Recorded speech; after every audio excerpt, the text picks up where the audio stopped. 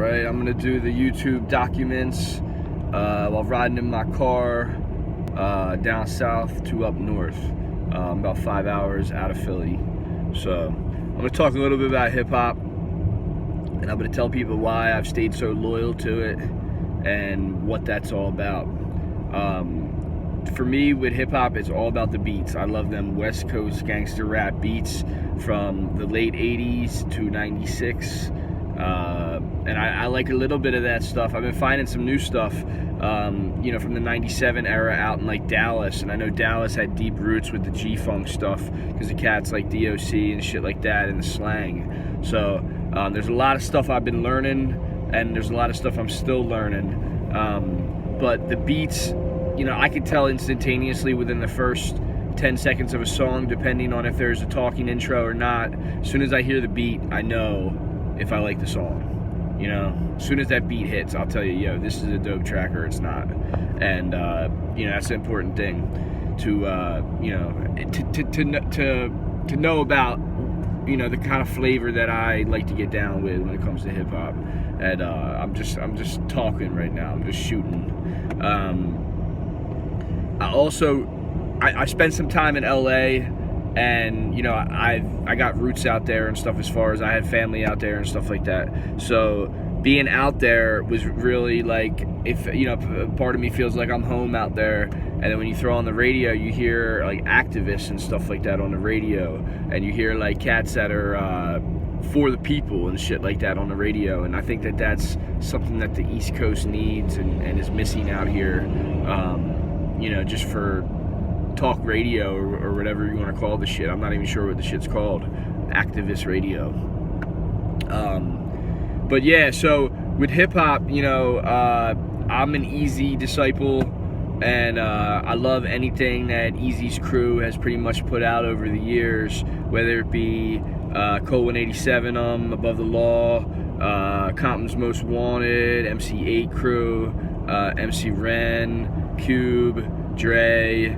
And it's interesting too, because like some of that Aftermath stuff and the Pac stuff is real interesting, because Pac and Dre were not getting along near the end of Death Row or whatever, and Pac was kind of riding with Suge on that one.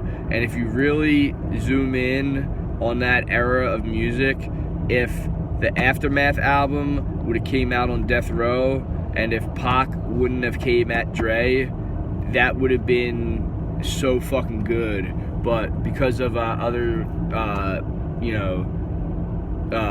situations or whatever that was going on at that time, that couldn't have happened. But a lot of people overlooked that in the whole East Coast West Coast thing, or let's just say the West Coast thing, like the end of Death Row. If Pac and Dre would have done a lot more together, maybe all of this would have turned out differently. And that's one of those things, that you wish you could turn back the hands of time and fix things. Now, when it comes to Pac, I would say that when I was growing up, I knew Pac as more of an actor. I knew him as somebody who, in Above the Rim, Poetic Justice, Juice, and 90s movies and shit like that. Pac was right at the evolution and the unfolding of 90s films. I mean, he was right there. And then when he would hop on soundtracks, it was almost like the way, Elvis would do it or something, where it was like he was acting and doing the soundtrack, or the Beatles or Frank Sinatra or whoever else did shit like that. It was really cool how he would do that in the 90s and really kind of sail above it all for a while. He sailed above it all until he couldn't anymore. And I want to talk about that movie Above the Rim, because that was one of my favorite movies as a kid. And that was right when shit started getting crazy for Pac. So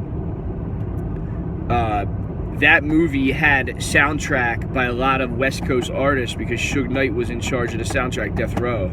So in 94, that's right at the top of Snoop's popularity and the Dog Pound and Dre and all that shit. So for them to land that movie, it's really interesting, because the movie, if I'm not mistaken, I'm pretty damn sure that was filmed in New York, and that was supposed to be New York in the movie. So right there and then, you have a combination of the West Coast and the East Coast in a movie where it all makes sense. And you see the basketball scenes and all that, and it's so East Coast the way they did that. It's almost like Philly the way they did that. Like, that's before Allen Iverson was on the Sixers. If I'm not mistaken, that was like a year or two before Allen Iverson was on the Sixers. So seeing that kind of shit, and just seeing that culture on film was really cool. And then hearing them songs, it really, it's a certain time period, And with Tupac, for whatever reason, whether it was because of the underbelly of the New York hip-hop scene, it seemed like the old school of New York had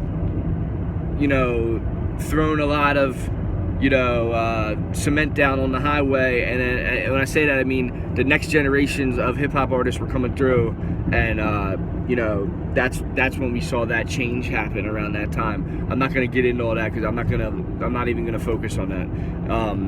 But I think Tupac was smart enough in all that to see it, to know what it was, and then to act on it real quick before it became something where he was left behind on, or like with art in general, like or music. Person has their run, and then when their run's up, their run's up. With Tupac, he was smart enough to identify that he wasn't going to be pushed out of his run, and his run was going to continue no matter what. And that's why I say sometimes in adult life, I do more holding on than I do what's the word I'm looking for, changing, or running ahead, overshooting a destination. I do more holding on to my spot and my position and what I've always stayed true to than I do changing or whatever. So with hip-hop, there's so much good shit that I found recently. Like, it started with Above the Law and Compton's Most Wanted. Once I got into them in 2016 and really dove into their catalogs, that's when everything opened up for me, because that was Eazy's crew just coming right to me. I went to a store out in California, Palm Desert, represent, good CD store. It felt like I was in like a CD store in the 90s. So that's how it started for me. But then I started to find more artists like King T and Rodney O and who else? Cam. The list goes on and on, from ALT, Slow Pain, and all them guys. There's so much good work that came out of the Southern California stuff. I'm not even really talking that much about the Bay besides like Pac. You know what I mean? Although I did get into the Bay from fucking with that MC8 shit and really getting down with Spice One. I love Spice One shit. And when it comes to the Bay stuff, I'm not like super into the Bay shit, and it's no disrespect to anybody, but it's just like I like Spice One. I like me some Short Dog, and it just is what it is. I know where my I know where the language I bang with is. You know what I mean? And the whole attitude and the whole game. So I know what it is. I've had family out in LA. I come from, when I say LA, I mean Southern Cali. I got the lineage out there. It is what it is. You know what I'm saying? I know what it is. So when it came to going back and spinning, it was really nice to be able to kind of relive some of that childhood nostalgia, and at the same time bring it with me into the new times, because we're living in a time period where that stuff has become obscure, and there's only so many people that remember that kind of stuff. So I encourage every hip-hop head from back in the day to get back into the old shit and do something with it. You know what I mean? Whether it be DJ it, whether it be do something new with it, whether it be letting creating new songs off of the inspiration from it. But overall, I just recommend everybody just going back and really fucking with that shit. Because this whole fucking PG era or lockdown era or whatever the fuck it is that's going on in the world that's making everything shitty. That's got to change, man. We can't have that, and you know, that's not what, you know, being an 80s baby is about. You know what I'm saying? Like, if we're 80s babies, we got to make sure that our children, the children after us, and all them get that good shit. So I just want to send that reminder out to everybody and just say thanks for listening.